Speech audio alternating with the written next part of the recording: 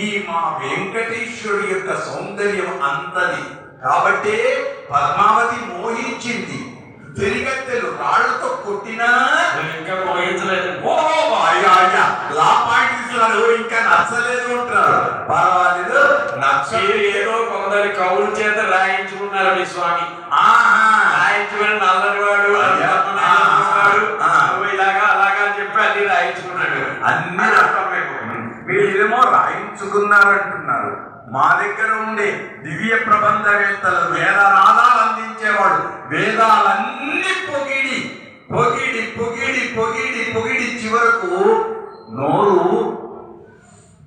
అన్నది నిన్ను పొగడటానికి నేనంత అనూరణీయాన్ మహతో మహీయాన్. కనపడతాడా కనపడతాడు, కనపడడా కనపడడు.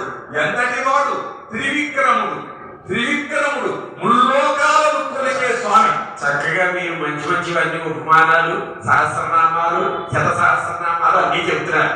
కానీ వేదం చెప్తున్నది ఈశ్చతే లక్ష్మీశ్చ పత్ని ఎవరు ఒకటే. మీరు అంటున్నారు ఈశ్చతే లక్ష్మీశ్చ పత్ని బాగుంది. అది